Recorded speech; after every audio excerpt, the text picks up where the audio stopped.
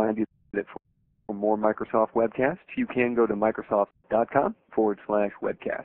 Thanks again for joining us on today's TechNet webcast, Identity Lifecycle Manager 2, Part 2 of 3, Expressing and Enforcing Business Policy. It's now my pleasure to introduce today's presenter, Brian Brecken. Brian, you have the floor.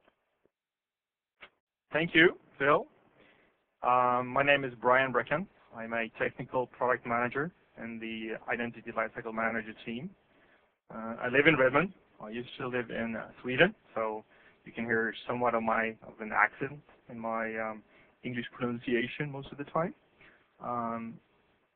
My name, Brian, it's Icelandic, so you might see there's a missing vowel or two in my name, but living in Sweden for 30 years, I've made my name a little bit more easy to pronounce.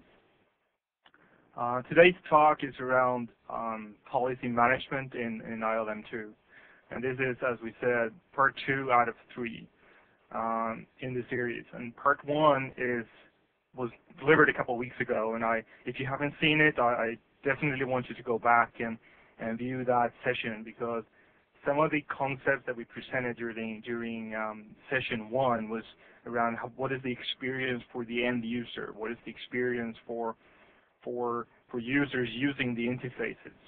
Today's presentation is more around how are the policies and settings configured behind that demo, or behind those demos that we did in Webcast 1. I'm not saying that you won't get anything out of this presentation today if you haven't seen the first one, but you might feel a little bit short, because I will do demos where I configure things, but I'm not going to show you exactly using the configurations, because that's what I did in the first presentation. It sounds strange to do, presentation first and then show the configuration later, but it is a way to actually present and talk about this product as it is built out. The next part 3 of the series, is around customization and looking at provisioning accounts. So that's even taking it even more deeper into the product and seeing what can you do to customize the product for more features, and how do you connect it to these connected systems, to remote systems such as Unix, SQL databases, Oracle databases, Lotus Notes, and other connectors. We won't be talking about all those connecting data sources, but we'll talk about the general idea of how do we do that, how can we extend the usability, the use of the portal, the product, to incorporate more things than what you see today. So let's get started. I need to click down here to actually move my screen. So three sessions. I'm sure you can find these as you've actually registered for this talk. You can find the other ones on the TechNet website as well. If you need more technical resources, it's microsoft.com/ILM2. There's a tab called Technical Resources on there. I actually have links to these webcasts on these sessions as well.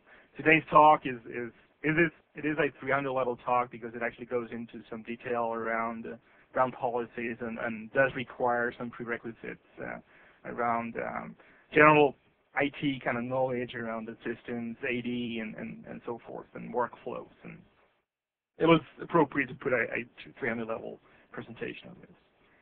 As we said before, we'll have to do the Q&A. Not that much during the presentation. If I do have a lot of questions in the queue, for example, after the demo, I might be able to stop and just take a few of those questions at that point, but I want to push as much as possible towards the end. And of course, the presentation itself, you can print it out today with PDF printing or download it later on, so you can at least get the slides as well later on. So just to recap, a few things that we need to know about what Identity Lifecycle Manager is and where it comes from.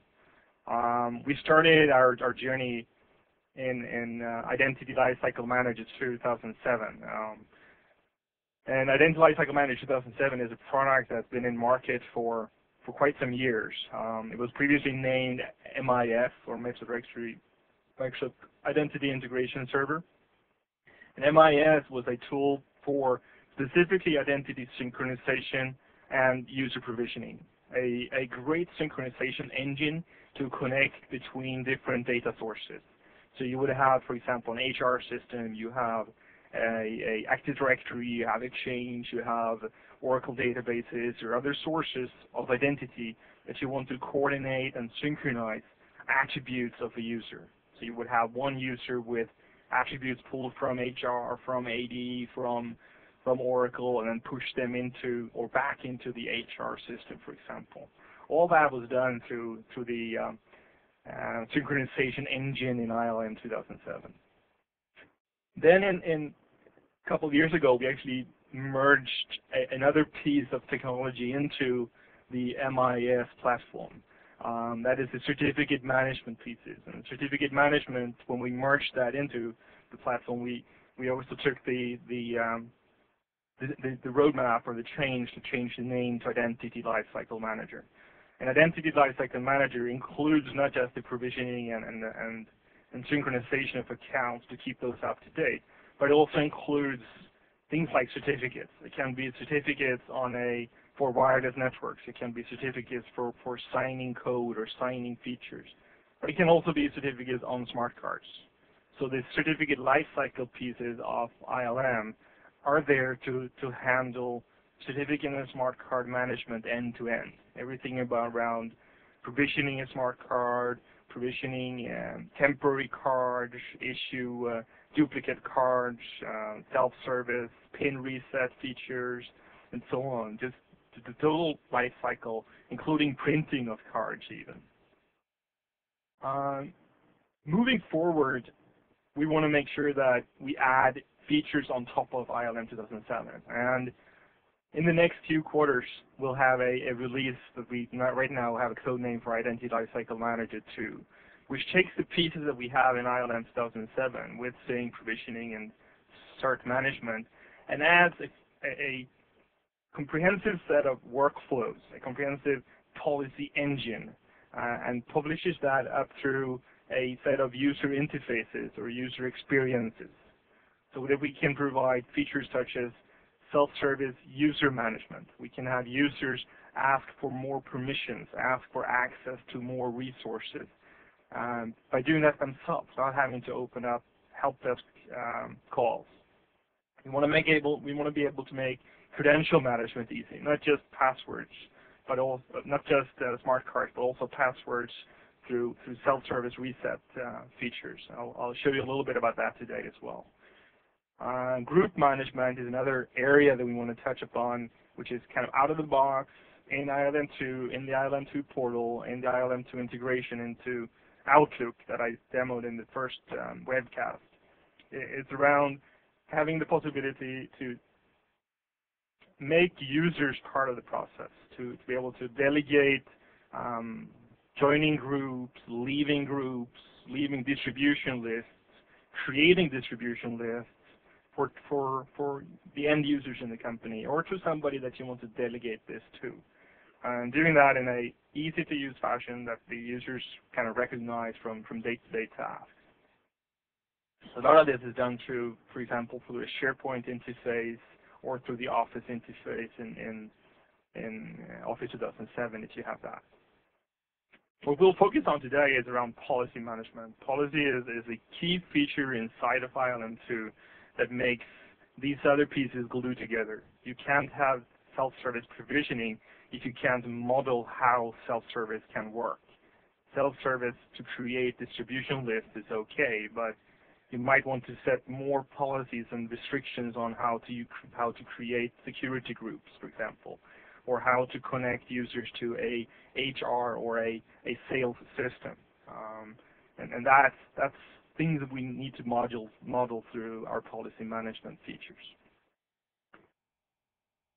I'll talk about in the next call, in the next session, we'll talk about things like codeless provisioning, how to take what we did over here in ILM 2007 around user provisioning and make that more of a codeless environment, kind of not having to code that much, do it through point and click features inside of the ILM2 portal instead. A few of the design principles for ILM2, when we designed the product, we made kind of put the stake in the ground and say, hey, this is what we want to do when we create ILM2. One is the Align Experiences feature. And that is all about the first sentence up there. Put the right tools in the right hands. We want to take the tools that we have with users. We want to make sure that they have the tools in front of them when they experience issues, when they need access. So when you forgot your password, you want to have the reset password feature right up there at the logon prompt. So we added a integration into both XP logon experience and the Vista experience to get you to a reset password scenario with a question and answers gate. I'm going to show you how to set up and show you how to use in the previous webcast. But also looking at how IT pros can be part of designing workflows. So you have a business policy, which we talk about today, and you want to make sure that the IT pros in your organization can be able to model that business policy, model those rules that you have set up, model those processes that you have set up in the system without having to contact developers. Hey, do you want to create a custom workflow for me that does this and this and that?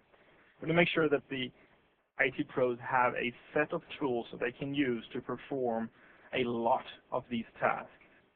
And then the last kind of piece is how we want to address the developers. And from a developer standpoint, there's also the notion of making the developers aware of using the actual platform that we provide. So everything that we do in the portal, everything we do in Outlook experiences and in portal experiences, we will provide the guidance, the SDK, solution development kit around that to give to developers that want to provide their own clients or their own experiences on top of this platform itself. The other three design principles around integrated policy management is what we will take a look at today. Yeah. So I'm not going to point to that right now. Extensible platform. So the last talk we'll do is around the extensibility, and we want to make sure that, as I said, make it a platform that developers, that partners, that customers, that different parts of Microsoft as well can use as an identity platform, as an identity management platform, as a policy rule part of the identity management process. Enhance existing investments is the last principle. You want to make sure that customers and partners that have invested in technologies such as Active Directory, Exchange, other features in our platform from our security standpoint, from Forefront and others, can invest in and keep those investments in a good shape. Use the investments in Active Directory in a good way. Making it possible to use ILM as a tool to manage group management, as I said, let users be part of Active Directory management and so on. Just leveraging the investments that have been made and giving them some more value in how to use them. So this webcast is all around policy. So what is policy? Policy is something that we wish were true. I think it's a good statement to say that I wish that, as I said, when the clock strikes 8:30 p.m., my kids are in bed. Everyone on this call that has kids knows that will never happen. You have the rule that says the kids need to be in bed by, we turn off the lights at 8, they need to be in bed by 8:30, and then at 9 o'clock they need to be asleep. And then that's not going to happen. You know, there's water that you have to drink, there are things that you need to do on the way over before they actually fall asleep in this case. Same thing happens in a business process. So when someone becomes a full-time employee, they're issued a parking permit. When a director moves over to a vice president, his role changes, and then he needs more access to these resources. He needs to get added to these groups in SAP, given these roles in different other systems. And all of these can be modeled in different ways, but all it actually is saying is that it is a wish. Wishing doesn't make it happen. So we need to make sure that we have ways of, first of all, defining the policy. When we define the policy, we need to have the tools in here to define as much detail as possible.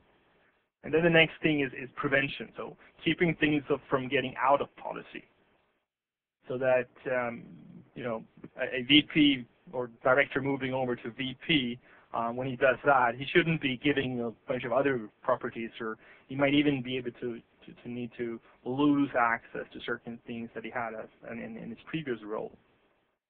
And then detection. So if we would come up with a out of policy situation because you've joined people to different groups and other systems, you pulled in data from HR or from other systems, then the policy engine needs to be able to detect what these changes are, and then able to fire off actions to correct this in the next sentence. So correcting out of policy situations in a way to become compliant again. All about having a wish and then making sure that you have a policy engine system in place to make sure that the wish comes true. It's time for Christmas, so practice this at home and make sure that maybe some of the kids' Christmas wishes come true in this case. Not sure you want to make it in ILM2, but it's a possibility. I'm going to look at the rest of the talk with these 4 buckets. So let's start by looking at the actual definition of our policy. And defining our policy is around some core concepts in our policy rule. Let's see. Sorry. There we go.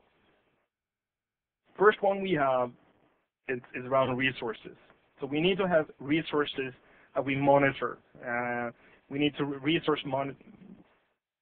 monitoring resources such as events that come in from HR systems. So when we import users and we import updates to users from HR, when we import from AD, or when users make changes or request changes in the user interfaces, and they are always using resources. So resources can be people and their attributes. They can be computers, printers, groups, sets, policies. There's a lot of different resources that is used to build up the definitions. Then you can group these resources as they are different resources from different pieces of your organization and different source of resources. You would group this into what's called sets. So a set can be all vice presidents, all full-time employees, or all contractors, or all people in the building 40 that have a room on the 3rd floor can be a set. And then you can apply policies and actions based on that. Permissions. For all those users in these sets, we also need to have permissions. So who has access to resources? When it comes to permissions, you can really use fine-grained delegation based on this, using policies and using a workflow. You can make this more fine-grained and more controlled than your normal ACLs in a system, for example. We have read, write, change, and so on. Here you can use the sets, you can use a combination of sets and assign permissions and rights to that during a workflow. Maybe even throw in a authorization with an approval, for example. So you can get permissions, but it's one of the core concepts in here. And then you have processes. So something that comes in from a request, we'll talk about this later on, how the process works and how the whole process looks. But processes are things like workflow. Workflow can be synchronizations through our synchronization engine. So when a user comes in with this attribute, he needs to be synchronized to an SAP role. He needs to be synchronized to a group in AD or something like that. Or it's just a notification through email. That's also a process. Or a process can also be something called a second factor authentication.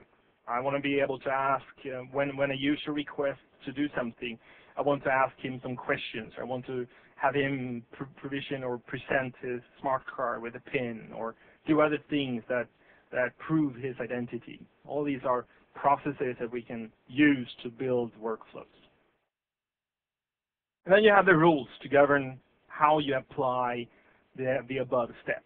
And those are our management policy rules that we will get into in a while.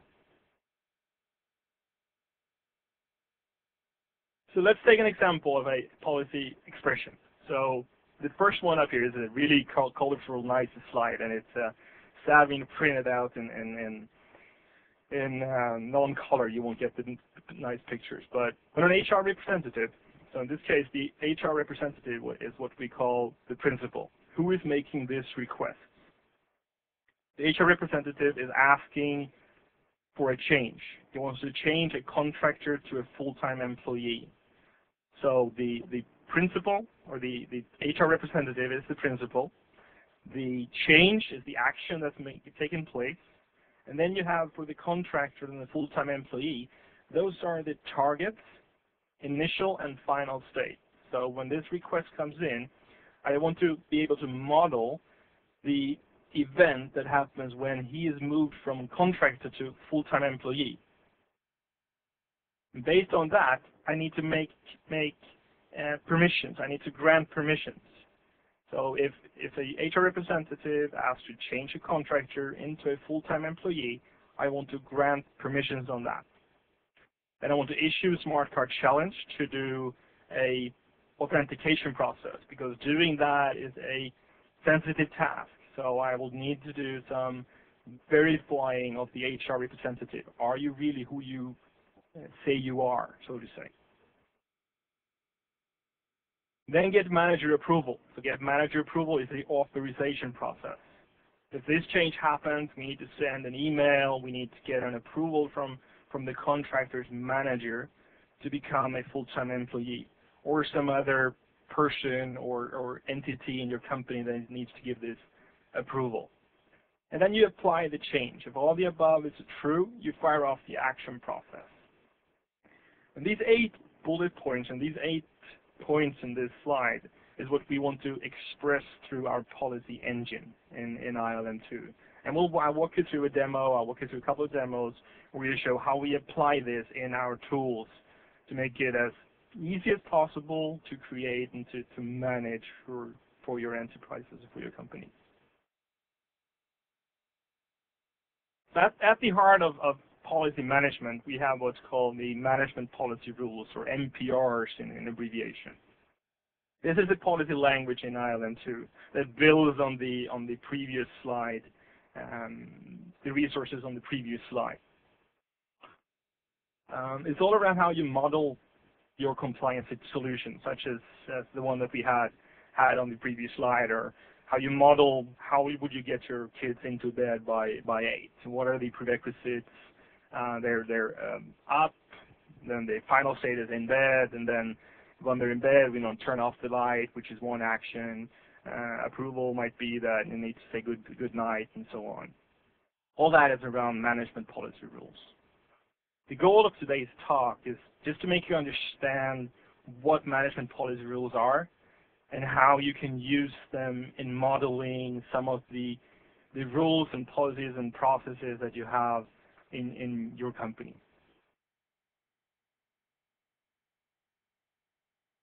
Sorry about the title slide on this one. So let's just briefly look at where we're at with ILM 2007, or sorry, ILM2. Over here you have the ILM Sync engine, which is the key feature for synchronizing out to my email systems, to directories, to HR systems, or to different databases that our applications use. That's the key feature for connecting back and forth between connected directories. Up here you have the user interfaces. You have a different kind of clients that these user interfaces and solutions apply to. This is what we talked about in the first webcast, really. What we have today, and what we'll focus on today, is the middle tier, kind of the ILM service in the middle. The first thing that happens when we actually call our MPRs and do something with our management policy rules, it is really to define how a request that comes into ILM gets processed through this kind of workflow, this service in the middle. The first thing that happens is that we receive a request. The request is validated. So we look at the request and see if it's a correct request according to our web services specifications, that it comes from, it has a valid token. The user that is requesting this comes in with in this case, a Kerberos token. If it is a good request that comes in, our STS, or Service Ticket Service, will actually provision a token that gives them access to ILM portal. The next step is to evaluate the token and the request type. Is it a request type for a change, or is it a workflow? What is it? Oops, sorry, I need to go back. 3. So after the request has been evaluated and say, hey, this is a valid request. I have a principal, somebody that is asking for permission or asking for this to perform this request. I will look at the permissions. Does this request happen? Can it happen? Is there any MPR, any policy that is applied that can actually make this happen? So it could check into the ILM service database to validate that there is a request in here, there's a setting in here that allows people to change their password, for example. If that is true and the permission exists, you would go to the next one, which is authentication. These are interactive workflows. These are things that need to have maybe user interaction. So you need to enter your PIN for your smart card. You need to enter your password. You need to do something to validate your authentication. These are, as I said, interactive workflows, and you do one after another pretty much. If you're validated and authenticated, the next step would be to do an authorization. So if this request of changing somebody's phone number, password, or whatever it is, needs to have approval from somebody else, we will throw off what's called asynchronous workflows. And these can be long-running. These can be something that happens as an approval that is sent through an email to maybe 1 or 2 people, and then it takes some time before the actual process can take its next step before the approvals are in. So if the approval comes in, we'll take the action to actually modify the data in the ILM database. So update it, hey, add the user to this group in ILM database.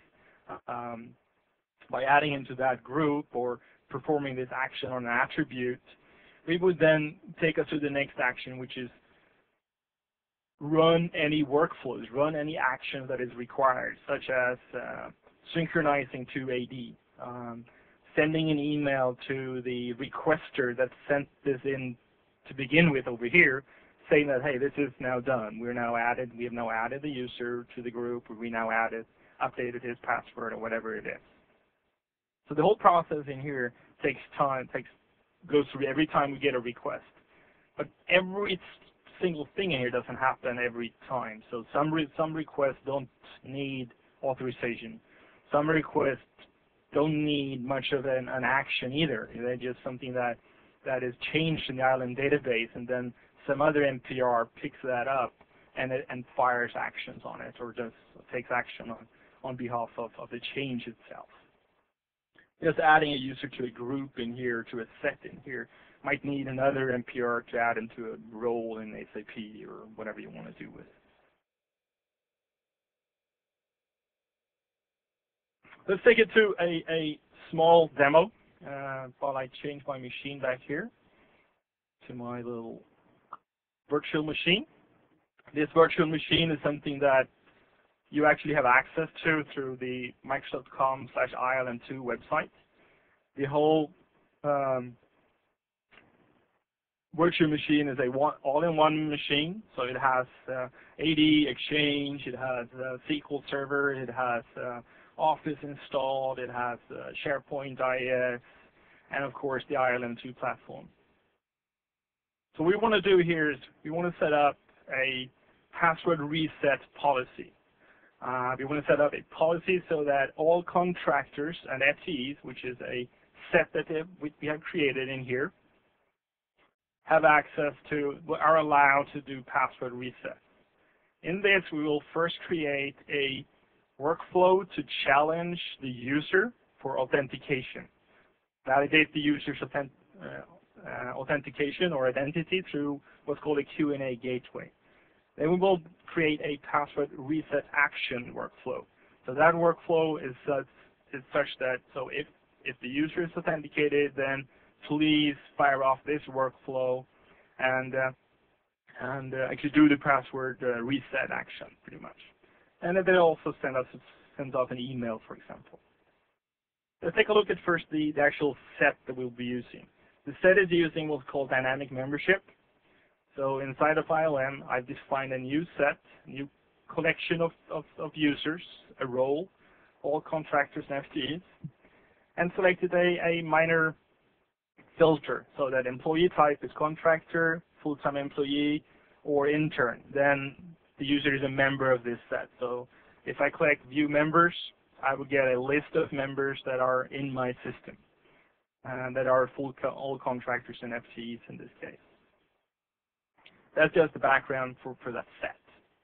I start by working us into the workflows. The first thing we want to do is we want to create something around a password workflow. Just see if we actually have a password workflow set up. We don't have anything for password reset set up in this system yet. So let's start by creating a new workflow. I'll do this a couple of times for you. Password, let's call it password challenge. It's a authentication workflow to validate the requester's identity. So next in here, I need to pick what's called an activity picker. I can pick a lockout gate. I'll do that one first. Lockout gate is something that's similar to what you have in AD to lock your account if somebody is testing your password or whatever. Here it is lockout gate if somebody is trying to answer your Q&A questions, for example, and they answer them wrong a number of times. So I add that activity first, and then we also add the actual activity to push the Q&A gate. So here's the Q&A gate.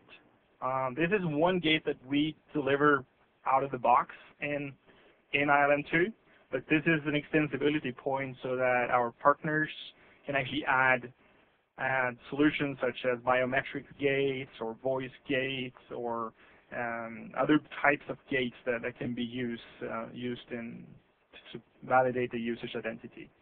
I put number 3 questions. I can put 10 questions and then randomly pick 4 or 5 questions from registration and do a lot of customizations in that. I'll just have I'm a guy, so I can't talk and speak at the same, or talk and type at the same time. What's your favorite sport, for example? Who is your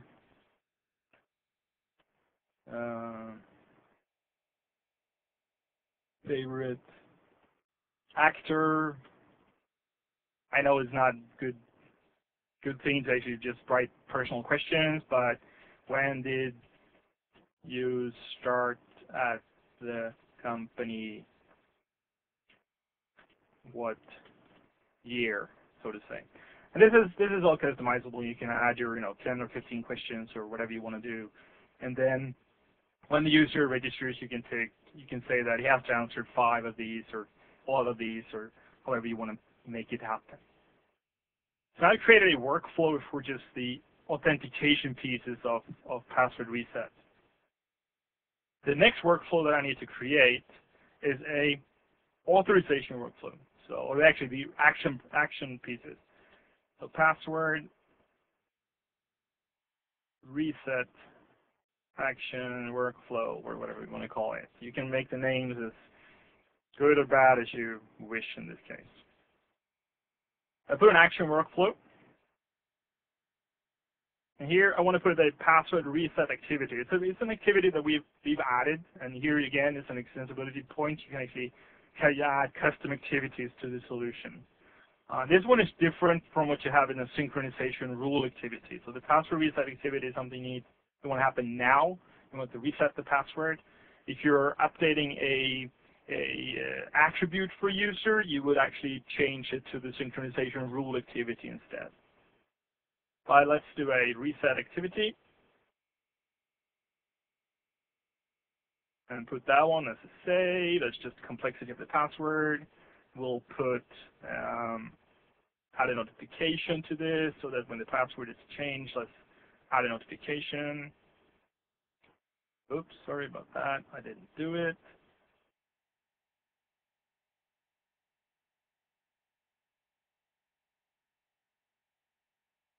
Sorry, something went terribly wrong here. Go expand. Hello. Okay, let's just finish that one off. I'll go back into it.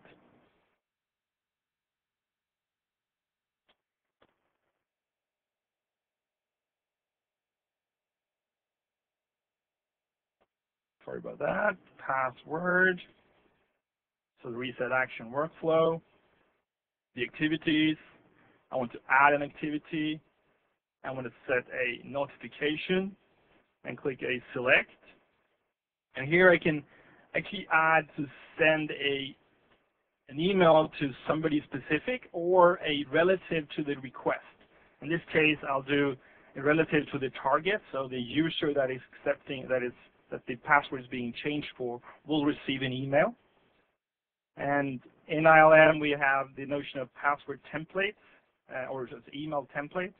And I actually created a password reset notification template, which just sends an email to that user saying that, hey, dear user, your password has now been changed, and maybe copy his or her manager in that email as well.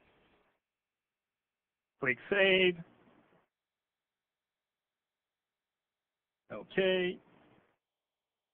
Submit.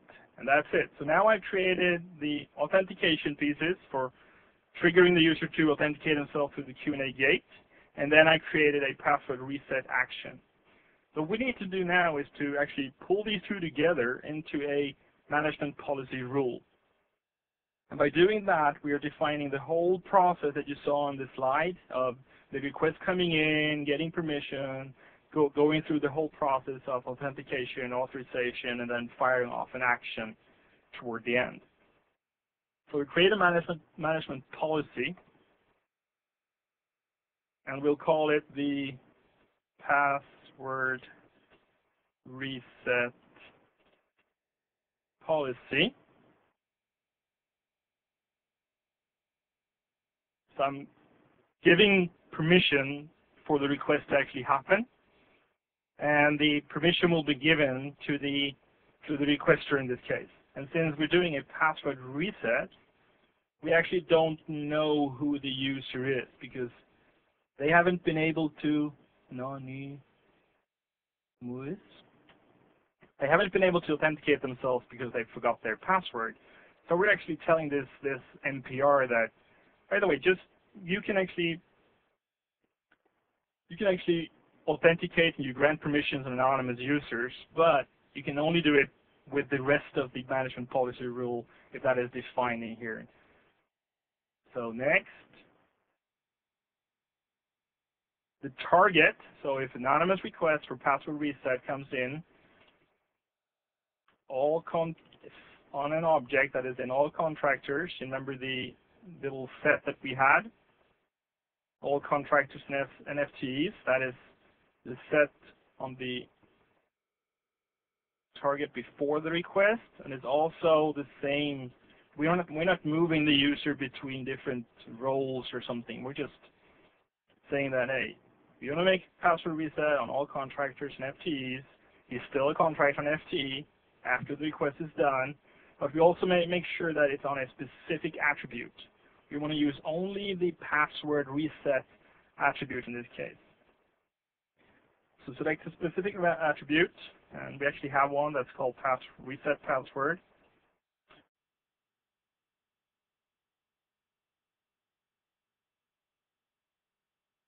There we go. Ask the database. Come on. There we go. Nothing that I've created before. It's part of what's in the box, out of the box from ILM.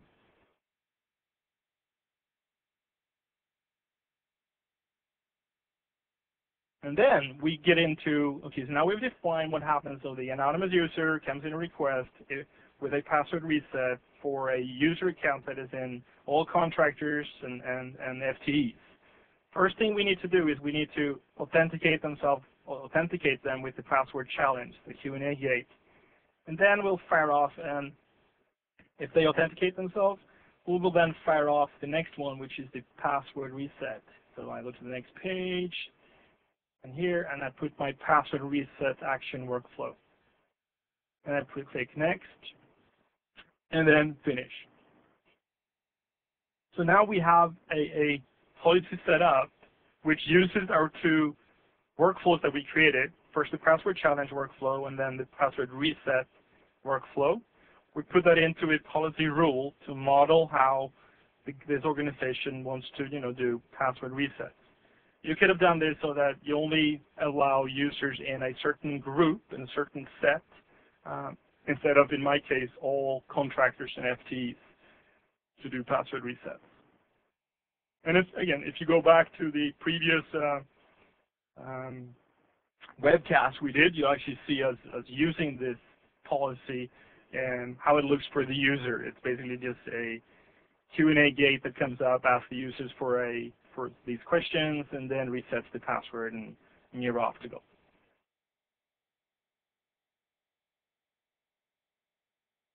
Second one is around prevention. So after I've defined my policy, I also need to set up some prevention of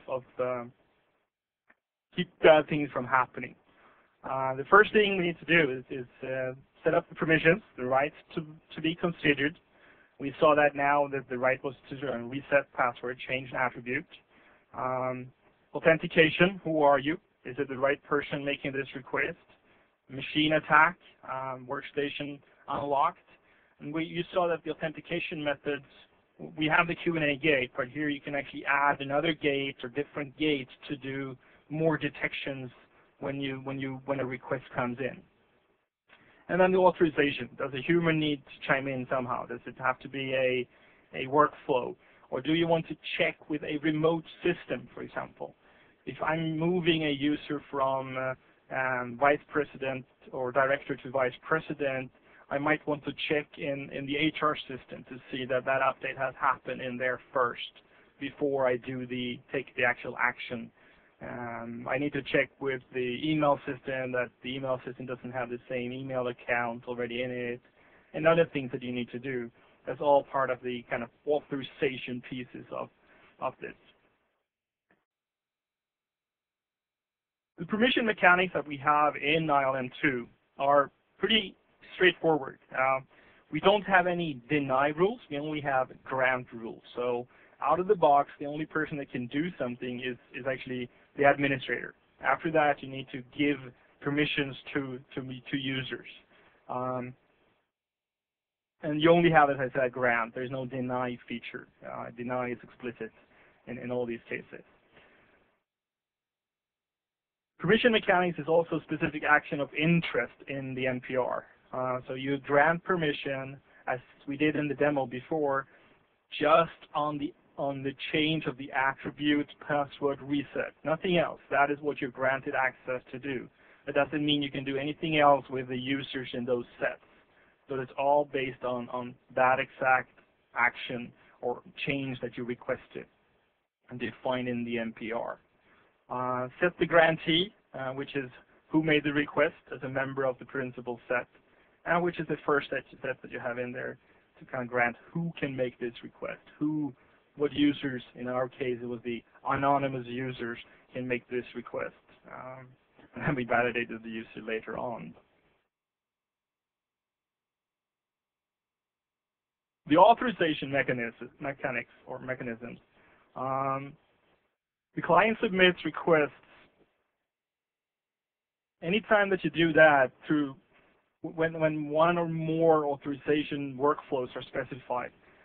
So anytime that you get in a request where you have authorization workflows or processes in there, that will get fired. An authorization workflow will get fired for every one of them. So if one change triggers multiple NPRs or multiple places, all of those will actually fire off the authorization requests in those cases. Authorization, as it said, is a long-running process, so it doesn't take place at once. It's an approval that needs to take place by a user, and then it gets sent back to the system, and the system updates the state of the request, and then sends out the next one. So there is a tracking system inside of ILM to make sure that you can actually take care of the long-running processes, so to say, of authorization.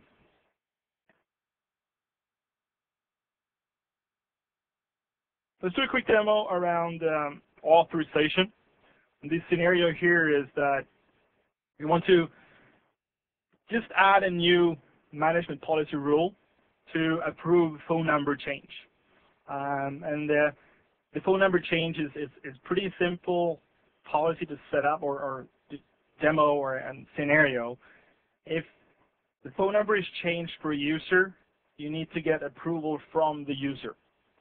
That's basically what we want to do. So if an admin or somebody needs to update your phone number, you will get an email saying that, hey, go off and approve the phone number change. So create a new management policy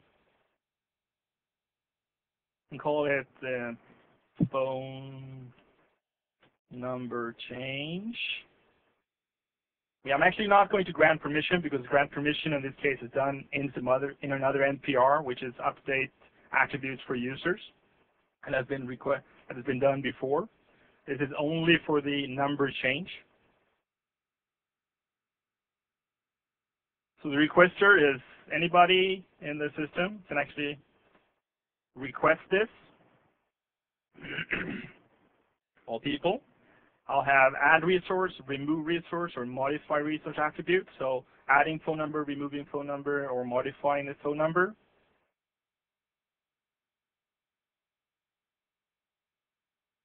The target in this case, again, it's all people. While I type this and get that in there, please modify that you also have something that's called a relative to requester.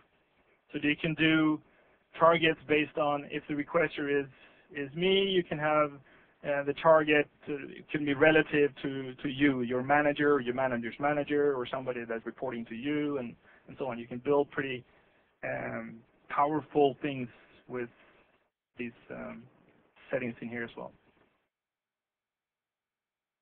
So we're not changing the people, we're just changing an attributes. So again, we'll specifically select the office phone number in this case. Office phone. Again, if I can actually browse for that as well. And next. In this case, in the last example, I used an authentication workflow and an action workflow. In this case, I'm just going to use a authorization workflow. And I've actually already done that workflow before. So if I open it up and show you what it is, it's pretty simple. It's ask for approval from the target. The approval workflow action is something that's default in the system. And this just sends an email to the target telling that, hey, please approve this change before it happens. Next. Then get off and finish. That's as simple as creating, in this case, an authorization workflow the same way that I create an action and authentication in the first demo. Let's get back to the slide deck.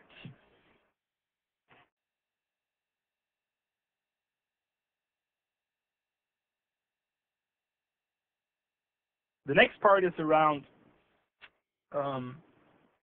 detecting. So if these changes happen, now we've set up that, okay, we can accept the changes, we've defined them, we have set up prevention so that we need to authorize users, authenticate users before these requests happen.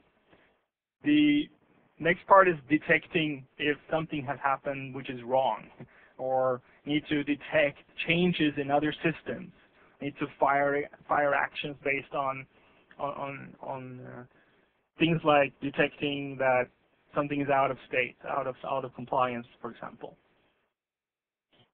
The detection mechanisms that we have are multiple. You have email notifications. So if you would move a user from one group to another, you can actually just add a notification. So adding people to the administrators group will fire off a notification to all other admins. Removing people from firewall admins or adding to firewall admins will fire off notification. But you can also do system interaction. You can kick off events such as write to event log or whatever you want to do in that case as well, and fire off events inside of ILM to do workflows as well. Add the user to a set or trigger other things to happen.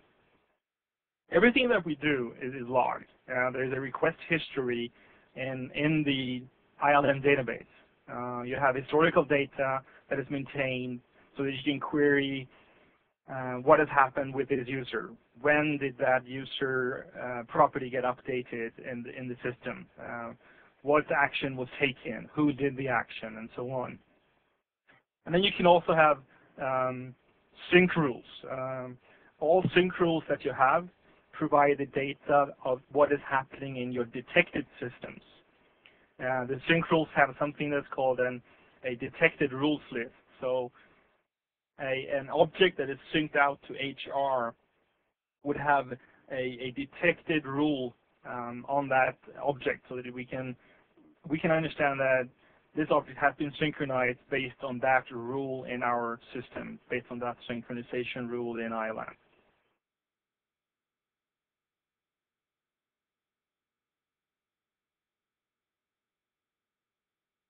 Just briefly moving back into the actual demo and just show you what's in our database when it comes to requests and what you can use that for, what kind of details are in there. I'm going to search for everything that is done today. We should be getting back some data. Come on, searching. So let's take the last one that we did, which was create management policy rule, the phone number change rule that we did. So in here you have a request summary, you have the date, you have the requester who actually performed this action. You have any approvals that are needed down here at the bottom. In this case, there were no approvals to create the management policy rule. I can look at more details, actually what was this management policy rule about, and with add, modify, remove, the workflow name, and so on in this list. And I can also see why was what policy rule, what MPR, what triggered this action to actually happen, to get completed. And in my case, this policy rule was using administrator have full control. So admins have full control to create MPRs. And any other action that happens, I would have checkboxes in the other 3 boxes in here for authentication, authorization, or for action workflows, for example. And all that is in our database. It's triggerable. You can search for it through our web services APIs to get into searching for these for this data.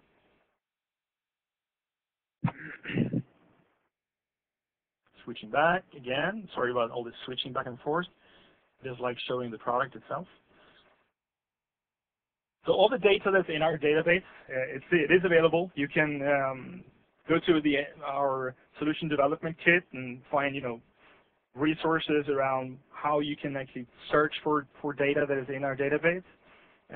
But we also have added functionality from some of our partners, and Omada is one of the partners that has been tightly integrated with us. They're working tightly with us in the product group to add features and add plugins into ILM. They have a great plugin for a tool on top of ILM 2007 today, but they're also moving their features and functionalities over to ILM2. What they've been demoing and showing up at TechEd in Barcelona last month is actually attestation and reporting. So in their toolkit, they actually have the possibility of providing attestation managers. So in this case, you could create an attestation report, send out to a manager so that he can attest, so that all his employees have the correct rights in the system.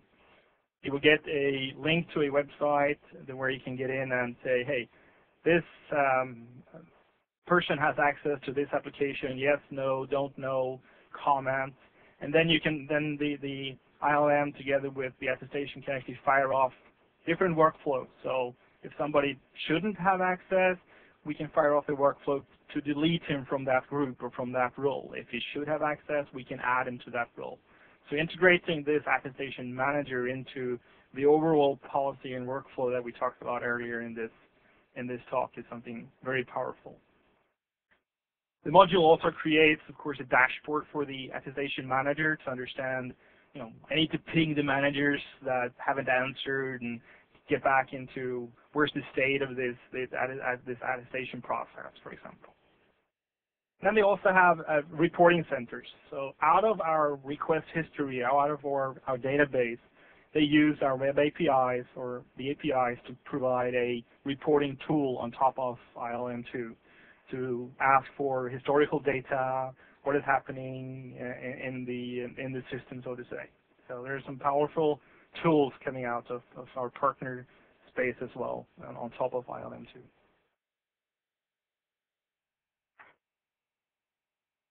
The last piece, I know I'm kind of running out of time, but I have about 5 or 6 minutes left, so I'm hoping we can stay online for that.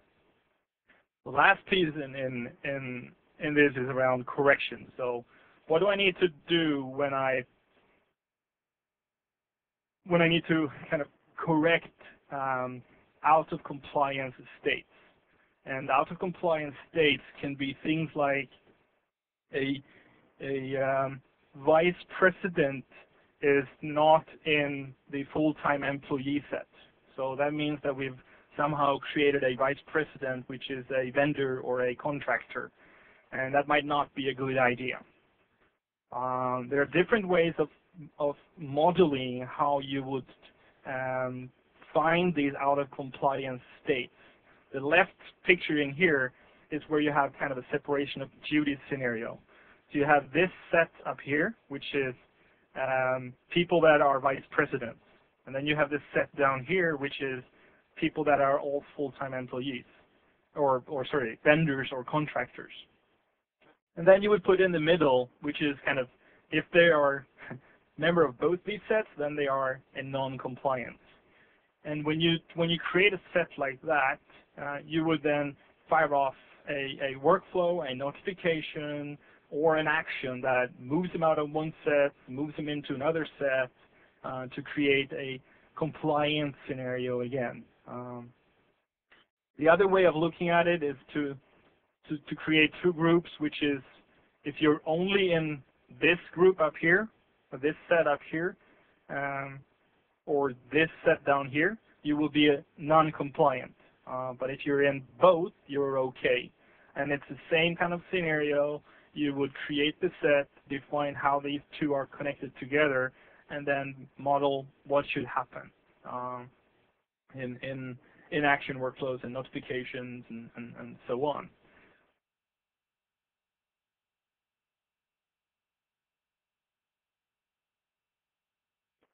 I like to jump in that demonstration was just to create a non-compliant set, adding a filter with member of all VPs and member of contractors, and say, hey, this is how you would model it. And I think you saw that before when I showed you the all contractors and FTEs picture. You can see that there's a filter that you can build that those sets in. As a summary, as we're running out of time, this webcast is basically around policies. Making sure that policy is something that you can model inside of ILM2. You can model so that both you can model the wish when what should happen to the policy, and then you will model how to actually make that wish true through different kind of processes. So you would have definition of the policy, You would have prevention of the policy getting wrong or being out of compliance. You would be able to detect out of compliance states, and then at the end correct that out of compliance state in that case.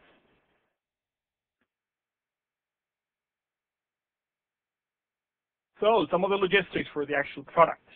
What I need to do. If you want to deploy ILM2, test ILM2, you would need the following kind of minimal requirements for your systems.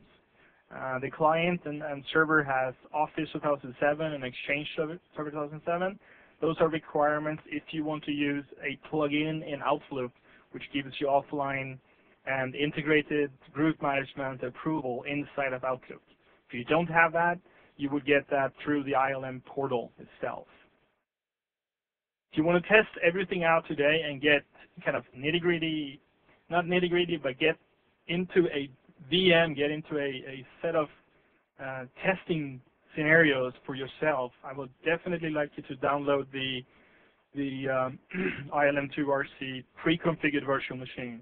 It has everything set up already in it. It has password reset set up. It has group management set up, and everything. I know this talk can be very complex if you haven't looked at the policy rules and how the MPRs are created. If you take this talk now and go back and look at the VM, go through the VM, play with it a little bit, look at the policies that are in there, then you get a better understanding of where we're going and how you configure and how you can actually modify it to do some other things instead of beginning from scratch. So I definitely like you to download the virtual machine and make sure that that's your kind of first step to do your trials on ILM2.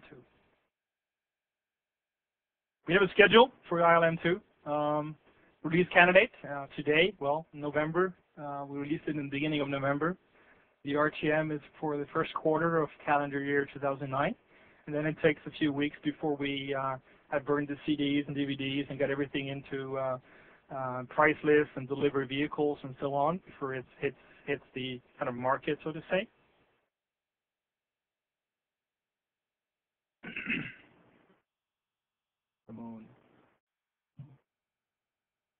Next step, as I said before, visit the ILM2 VHD, ILM2 website. You have technical documentation. You have some overview docs as well. If you need some more overview, you have a document up there that's called Understanding ILM2. Download the bits, or if you want to just test the VHD, you need a Hyper-V machine to do the VHD testing. And then, of course, register for part 3 in this webcast series and maybe go back and view number 1 if you haven't done that already. I have some questions and answers, Q&A. While we do that. All right, thanks, Brian. And ladies and gentlemen, if you do have any questions for Brian, please go ahead. Click on your Q&A menu option and submit that question by typing your question into the field next to the Ask button, and then click on the word Ask. Please do not click the hand. That will not submit your question. You need to click on the word Ask. Also want to let you know that PDF of these slides is available. You can get to that by going to the lower right-hand corner of your client and clicking on the printer icon. Appearing on your slide area right now will be the survey. If you could all please take a moment and fill this out prior to logging off. Just simply follow the link with which you registered, whether that was online or by some other means, and that will take you to the evaluation, and your feedback is very valuable and will be implemented in the future webcasts. So with that, I'm going to turn the floor back over to Brian for any questions that have been submitted. Okay, thank you. First question is, the anonymous password reset secure enough to be exposed to anonymous internet users? At this time, we think it's secure enough, but at this time we're not looking at that scenario for the release candidate of the product. We are looking into providing that feature and those guidelines for RTM or maybe just post RTM around password reset over the internet, so to say.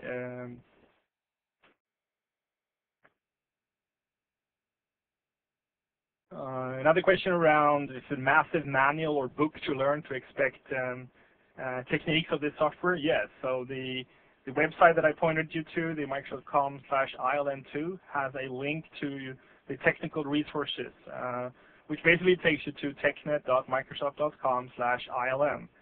And you would there find both getting started documentation and detailed guidelines on how to configure and how to set up the different scenarios that I've shown you, and as well as others in this case. What are the system requirements for running the ILM2 virtual machine? It's a Hyper-V machine. You would need, I would say that you need at least 4 gigs of RAM. I would definitely like you to have more, because the virtual machine itself needs about 2.5 gigs to perform okay. It needs 4 gigs to be really nice. But it's a Hyper-V, so it's Windows Server 2008, 64-bit with Hyper-V installed on it. Is the Omada module tied specifically to Microsoft ILM? If so, are access request capabilities in Omada also integrated with Microsoft ILM? Yes. Yes, yes, yes. The Omada modules are not just tied into ILM, they're built on top of ILM. So the Omada modules are using our web services, our integration. They're integrating with our authorization workflows, all the policy management. Everything in there is tightly integrated with how ILM works and how Omada is building their solution as well. And we work tightly with Omada as well to provide them with the right guidelines and the right support to get these modules out. The modules that I showed were just a couple of examples. There are more modules coming out from Omada as well, especially around role-based access control. They're really good at SAP connectivity, for example. Will Microsoft provide a template NPR set for ISO 27002? Out of the box, I'm not familiar with the ISO standard 27002.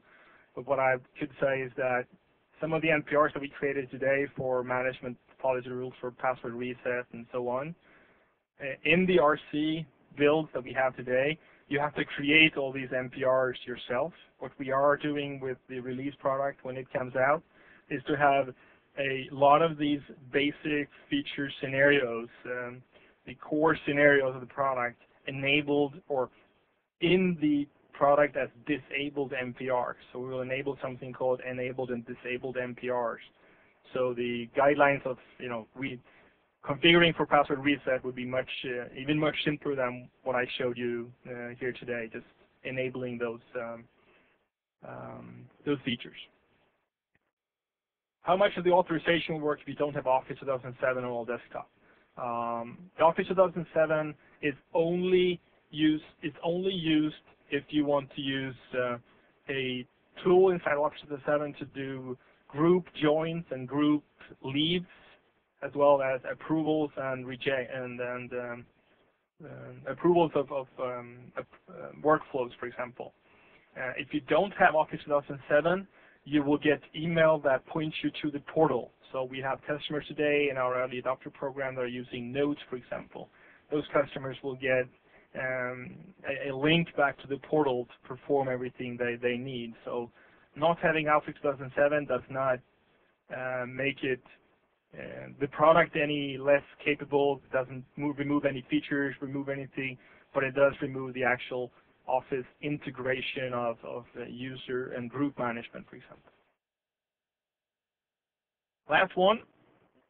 Will there be a webcast that goes more into depth on automatic group membership based on attributes, and also delegated group membership scenarios? Actually, the first one that we did touches on those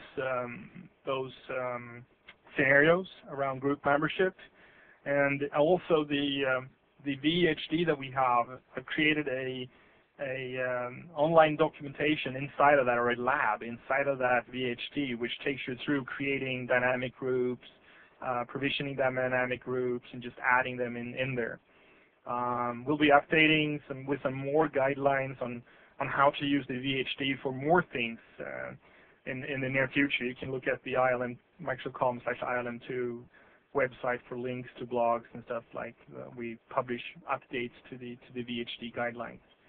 With that said, we don't have a planned webcast to do that, but definitely something we can think about going forward after the holidays to do something like that, which is really interesting in many cases.